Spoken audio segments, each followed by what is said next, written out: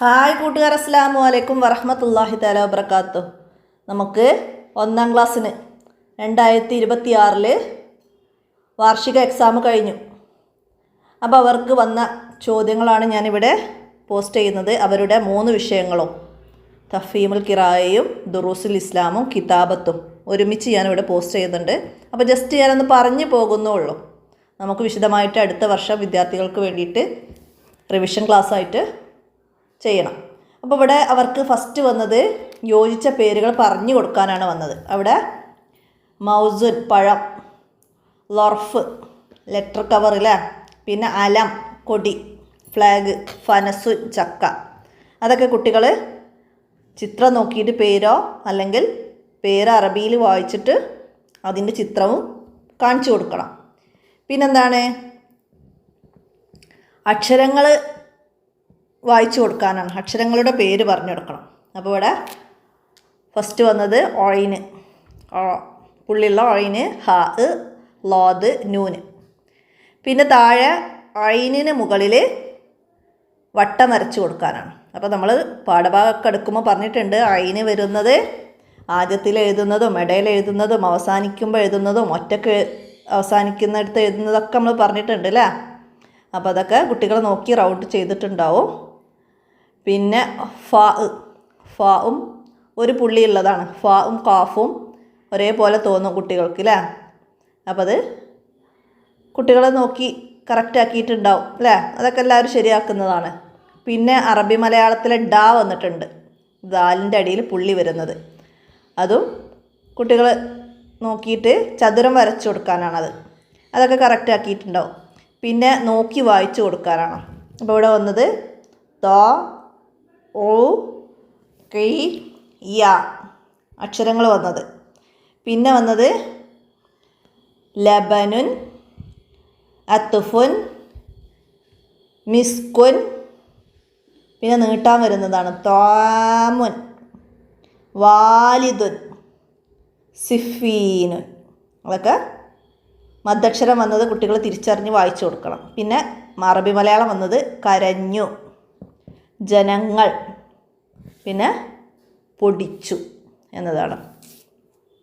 അപ്പോൾ ഇത്രയാണ് തഫീമു ഖിറാഅയിൽ വന്നത്. ഇനി അൽ കിതാബത്തിൽ ആദ്യം കേട്ടെഴുത്തെടുക്കും. അപ്പോൾ അതിൽ കേട്ടെഴുത്തിന് ഉസ്താദ് എക്സ്ട്രാ ഒരു പേപ്പർ നൽകിയിട്ട് ഈ വേർഡ്സുകൾ പറഞ്ഞു കൊടുക്കും. അപ്പോൾ ഇവിടെയൊക്കെ നിങ്ങൾക്ക് നോക്കാവുന്നതാണ് ഏതൊക്കെയാണ് വന്നത് എന്നത്. ആ, ആ, മ, ഹ അതൊക്കെ കുട്ടികൾ പറഞ്ഞാൽ എഴുതിയിട്ടുണ്ടായിരിക്കണം. പിന്നെ സഹ്മുൻ, സുഫ്നുൻ, സുഫുനുൻ, സാദുൻ, മലക്കുൻ. പിന്നെ നീട്ടാൻ വന്നത് ഖാദിറുൻ, അമീനുൻ, ഓദുൻ. പിന്നെ അല്ലമ, ജന്നത്തുൻ, സുയ്യിറ. ഇതൊക്കെ കുട്ടികൾ എഴുതിയാൽ അവിടെ നൽകിയ മാർക്കൊക്കെ ലഭിക്കും. പിന്നെ നോക്കി എഴുതാനാണ്, അതായത് പകർത്തി എഴുതി കൊടുക്കുക. മേലെ വന്നത് അതേപോലെ താഴെ കള്ളിയിലേക്ക് ല, ഫി, ക, ഉ, യുൻ അത് അതേപോലെ പകർത്തി എഴുതുക. പിന്നെ ല, തിബ്, ഒൽ, കം, ഇൽ. അതുപോലെ അൽമുൻ, ഖുഫ്ലുൻ, ഹക്കക്കുൻ. ഓക്കെ. ഇനി ഇവിടെ ചേർത്ത് എഴുതി കൊടുക്കാനാണ്. അക്ഷരങ്ങൾ വേർതിരിച്ച് തന്നത് കുട്ടികൾ ചേർത്ത് എഴുതി കൊടുക്കണം. അവിടെ മഴീബുൻ, മഴീബുൻ അയിന് ചേർത്ത് എഴുതുമ്പോൾ ഇടയിൽ എഴുതേണ്ടതൊക്കെ കുട്ടികൾ എഴുതിയിട്ടുണ്ടാവും അല്ലേ.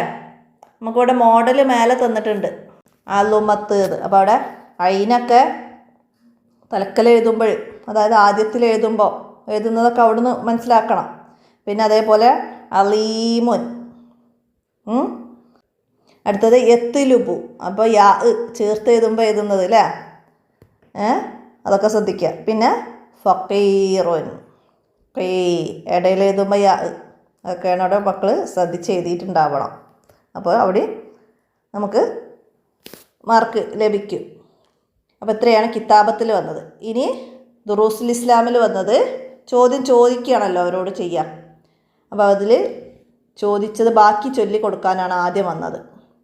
അഷ്ഹദു അല്ലാ ഇലാഹ ഇല്ലല്ലാ വ അഷ്ഹദു അന്ന മുഹമ്മദ് റസൂലുള്ളാ എന്നത് ബാക്കി കുട്ടികൾ പറഞ്ഞു കൊടുക്കണം. പിന്നെ വലൈക്കും മുസ്സലാം വറഹ്മത്തുള്ളാ, സലാം പറയുന്നത് മടക്കുന്നതും പഠിച്ചിട്ടുണ്ടല്ലോ. അപ്പോൾ അവിടെ വലൈക്കും മുസ്സലാം വറഹ്മത്തുള്ളാ എന്ന് മടക്കുന്നത് മുഴുവനാക്കി പറഞ്ഞു കൊടുക്കുക. പിന്നെ മുത്തുനബി മക്ക ദിക്കിലന്ന് വരുന്നു.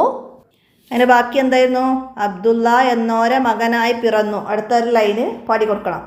പിന്നെ സല്ലല്ലാഹു അലാ മുഹമ്മദിൻ സല്ലല്ലാഹു അലൈഹി വസല്ലം. പിന്നെ പുലരി വരും നേരത്താണ് സുബഹി നിസ്കാരം, പതിവ് തെറ്റിടാതെ വേണം മഞ്ച് നിസ്കാരം. അത് അതിൻ്റെ ബാക്കി നമ്മൾ പാടി കൊടുക്കണം. പിന്നെന്താണ്? പൂരിപ്പിക്കാനാണ്. നബി ഡാഷിൽ വഫാത്തായി. എവിടെയാണ്? നബി സല്ലല്ലാഹു അലൈഹി വസല്ലം മദീനയിൽ വഫാത്തായി. കുട്ടികൾ അത് പൂരിപ്പിച്ചു കൊടുക്കുക. പിന്നെന്താണ്? ളുഹർ, അസ്ർ, മഗ്രിബ്, പിന്നെ അവിടെ വിട്ടിട്ട് സുബ്ഹ്.